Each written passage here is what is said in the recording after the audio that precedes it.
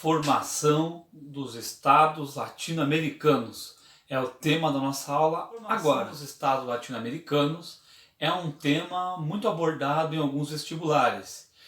Adota, nesse momento, o quesito América do Sul, América Latina, a formação dos estados latino-americanos. Essa formação ela se dá e está diretamente ligada a um contexto interno que está acontecendo aqui na América e a um contexto externo, porque nós estamos diretamente ligados à Europa. Lembrando que a América é um continente ligado à Europa por causa do mercantilismo, por causa da expansão marítima, por causa do pacto colonial. A Espanha e Portugal são detentoras de grande parte dessa colônia chamada América. A América tem a função de complementar a economia metropolitana. Bom, recapitulando alguns quesitos, após esse longo período de exploração colonial, a América ela vai passar por uma sensação de liberdade. Na Europa, nós teremos a queda do Antigo Regime, com a Revolução Francesa, em 1789. Nós teremos o advento da Era Napoleônica, que vai modificar muito o quesito, o olhar das colônias para suas metrópoles, que vai acontecer até meados de 1814 a 1815. Após a Era Napoleônica, nós temos o Congresso de Viena. O Congresso de Viena vai querer restabelecer o mercantilismo, restabelecer o pacto colonial, restabelecer o arroxo do pacto colonial, o enrijecimento do pacto colonial. E tudo isso vai acabar fazendo com que os americanos da América do Sul façam ali, lutem pela sua liberdade. Lembrando que em pleno século XVIII nós tivemos a independência dos Estados Unidos da América, o ano de 1776. Independência dos Estados Unidos também vai acabar influenciando os pensamentos de liberdade aqui na América. Em primeiro lugar, então, quais são os motivos que levam à independência, à formação dos Estados latino-americanos? Bom, essa formação ela se dá por duas explicações. A primeira parte da explicação são os acontecimentos europeus, como já registrado aqui. E a segunda parte é o pensamento político, o pensamento de liberdade que existia por conta da liderança política aqui na América, nascidos aqui na América.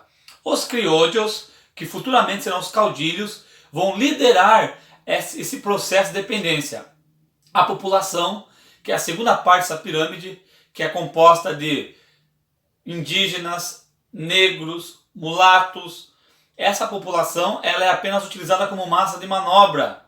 Haverá o processo de dependência, mas não haverá configuração, não haverá transformação no processo, no social. A sociedade continuará a mesma. A colônia ela era dividida para que se administrasse melhor entre capitanias e vice-reinos.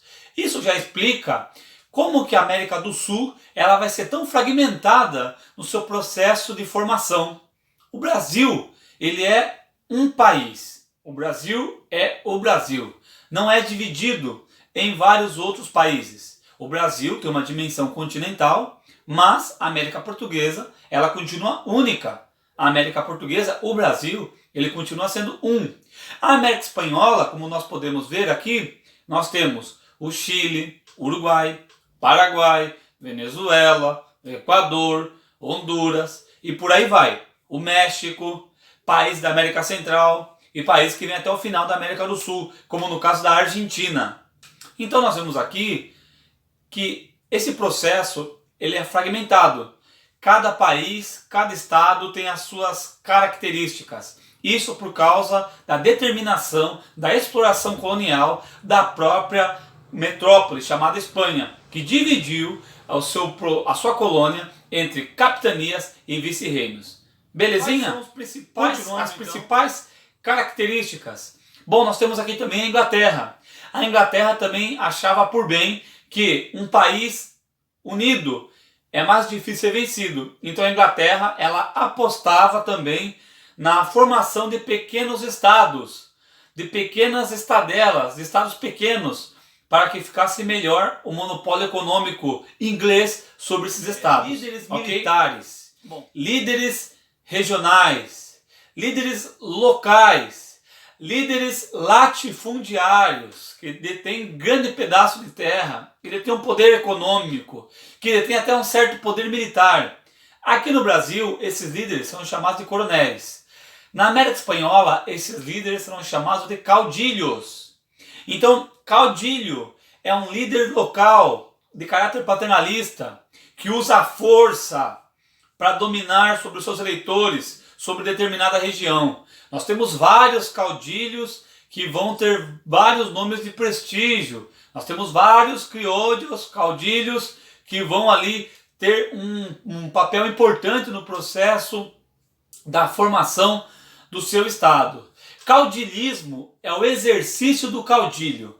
Caudilismo é a prática que o caudilho realiza, ou seja, o mandonismo local, o uso da força, o uso do paternalismo. Paternalismo é quando uma figura local, além de usar a força, de usar a violência, o militarismo, ela também é vista por muitos como uma pessoa boa, como uma pessoa que ajuda, como uma pessoa que traz a medicina, que traz o recurso, que traz o emprego, que traz a assistência para aquela comunidade. Então, nós vimos até o momento a formação, por que se deu de maneira fragmentada, quais foram os fatores que contribuíram para essa fragmentação, fatores internos, tiveram influência muito clara da divisão internacional do trabalho.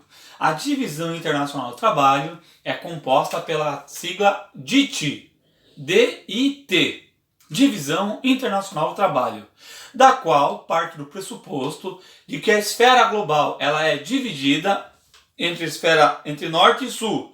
Países do hemisfério norte são responsáveis pela produção industrial. Países do hemisfério sul, América Portuguesa, América Espanhola, África e alguns demais países são responsáveis pela produção de matéria-prima e não pela produção industrial. Repare que isso acontece, o único país que não pertence à divisão internacional do trabalho é a Austrália. Uma questão importante no vestibular. A Austrália está no hemisfério sul, mas não pertence a essa risca da divisão internacional do trabalho. Para acontecer a formação dos Estados Nacionais, é necessário que o líder local venha estar de acordo com esses requisitos internacionais propostos pelos países industrializados. Belezinha então, galera? Continuando agora, nós estaremos terminando essa questão para as duas linhas de pensamento do pan-americanismo. Pan-americanismo, quer dizer, uma América total. A primeira, nós teremos isso daí dividido em dois. A primeira linha é o bolivarismo. Bolivarismo de Simão Bolívar, aquele que faz muito conhecido como um dos libertadores da América. Então, o bolivarismo prega que os países da América Espanhola deveriam se unir de uma única conformidade, de um único pensamento, para se proteger contra as influências externas, até mesmo da América do Norte, da doutrina Monroe. A doutrina Monroe é uma doutrina norte-americana de James Monroe, um presidente norte-americano. Essa doutrina norte-americana, ela anuncia que nesse momento está acontecendo na Europa o Congresso de Viena. E os americanos declaram que a Europa é para os europeus e a América para os americanos. Que a Europa cuida de interesses europeus e que a América cuida de interesses americanos. Então não cabia a Europa querer transformar a América novamente numa colônia em pleno século XIX. Ok? Então são essas duas linhas. O bolivarismo, que prega essa proteção, só que nós também teremos aí o monroísmo, a doutrina Monroe, a América para os americanos. Claro, sob o domínio norte-americano, sob tutela norte-americana. Para fechar a nossa aula, o que nós vimos até o momento foi isso. Um forte abraço, porque eu fui!